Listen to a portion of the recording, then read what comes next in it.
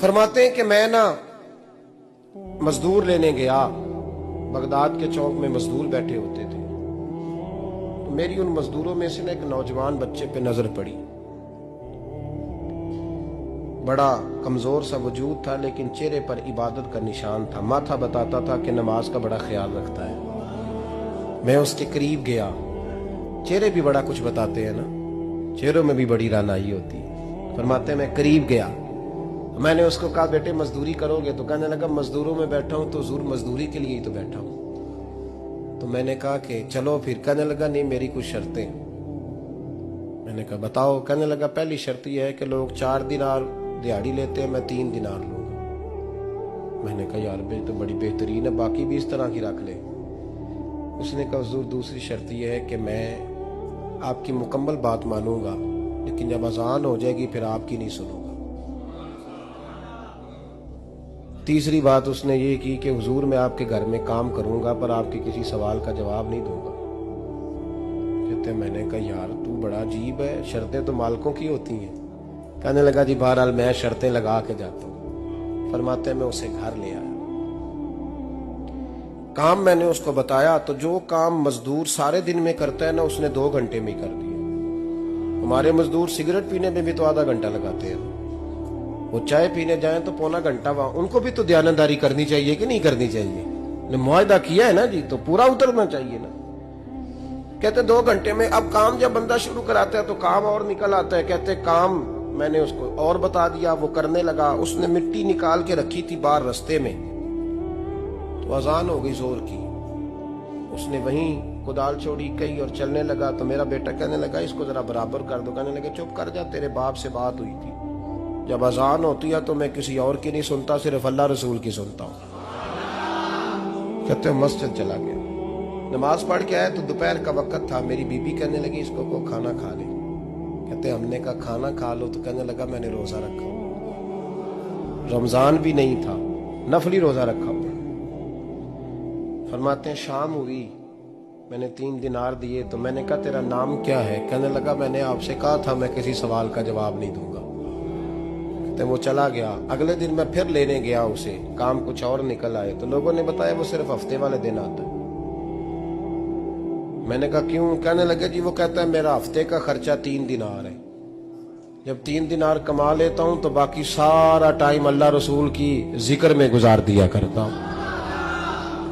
फरमाते हैं अजीब। अगले हफ्ते मैं फिर लेने गया, मैंने पूरा हफ्ता इंतजार किया कि काम उसी से कराना है। मैं जब गया तो मैंने कहा चलो। कहने लगा मेरी शर्तें याद है ना? और मैंने कहा याद है भाई साथ चल। फरमाते हैं काम कराया, 2-3 हफ्ते वो आता रहा। एक हफ्ते में गया तो लोगों ने कहा हुजूर आज नहीं आया। क्यों? कहने लगे बीमार हो गए। कहाँ घर है? कहने लगे बगदाद के कब्रिस्तान के पीछे जो कच्ची आबादी है उसमें रहता है। फरमाते मैं गया, दरवाजे पे दस्तक दी तो कहने लगा हुजूर आप हैं? दरवाजा खुला है, आ जाइए। फरमाते मैं अंदर गया तो मैंने कहा तुम्हें कैसे पता चला मैं आया हूँ? कहने लगा हुजूर अल्लाह वाले हो, आप नहीं आना था, वरना अमीर तो गरीबों का पता लेने कोई नहीं आते। कहते मैं करीब गया तो कहने लगा मैं आपका इंतजार कर रहा था, तेज बुखार है, तप रहा। जेब से कुछ पैसे निकाले, कहने लगा ये पैसे रखने। एक अंगूठी निकाली, कहने लगा हुजूर आज रात को मेरा इंतकाल हो जाएगा, इन पैसों का कफन खरीद के सुबह जनाजा पढ़ के मुझे दफन कर देना, और जब दफन करो तो ये अंगूठी लेके असर के बाद हारून रशीद के पास जाना। आप उसे कहना मैंने मिलना है, पर वो आपको टाइम नहीं देगा। आप उसको आवाज दीजिएगा कि तेरी एक अमानत है मेरे पास। फिर वो आपसे मिलेगा तो अंगूठी दे दे, फिर आप मेरी तरफ से फारिग हैं। हजरत फरमाने लगे तेरा नाम? और कहने लगा हुजूर वक्त थोड़ा है, आज रात मैंने जाना है, बड़ी लंबी माफी मांगनी है रब करीम से, अगर मुनासिब समझे तो मुझे अपने रब से तन्हाई कर देने। फरमाते हैं मैं आ गया, पर उसकी बातों ने मुझे सारी रात सोने नहीं दिया। फरमाते सुबह बड़ी मुश्किल से सूरज निकला, मैं गया, दरवाजे पे हाथ रखा तो दरवाजा खुला हुआ था। अंदर दाखिल हुआ तो खुशबुएं मेरा इस्तकबाल कर रही थी। जब चेहरे से कपड़ा हटाया तो उसका तो इंतकाल हो चुका।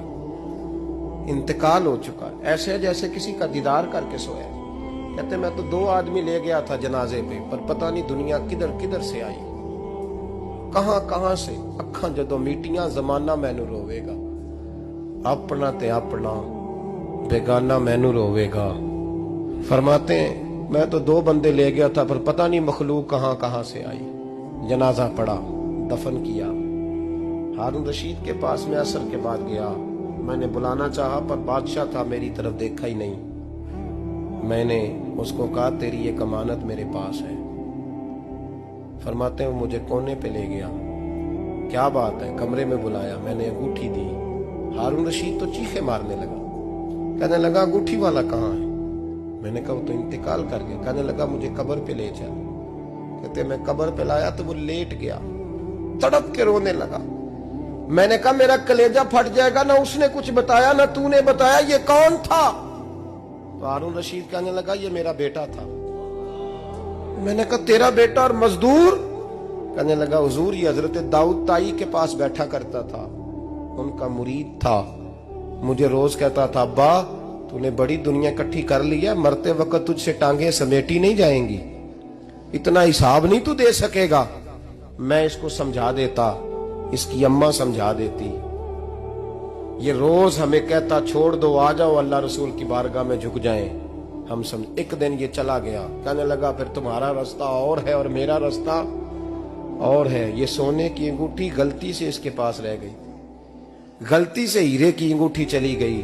कहने लगा देखो मेरे बेटे ने आज वो भी वापस कर दी है। फिर तड़प के कहने लगा हारून रशीद था तो ये मेरा बेटा, पर मेरा मुर्शद निकला, मेरा पीर निकला। भाई जिंदगी तो बड़ी थोड़ी है ना। बाबा साहब ने कहा था उठ फरीदा सुत्या, और दाढ़ी आ गया पूर, अग्गा नेड़े आ गया, पिछा रह गया दूर। उठ फरीदा सुत्या खलकत वेखन जा, मते कोई मिल जाई बख्शिया ते तू ही बख्शिया जा। उठ फरीदा सुत्या झाड़ू दे मसीत, तू सुते रब जागदा, तेरी डाडे नाल परीत। मेरा रब हमें भी अपनी बारगाह में कबूल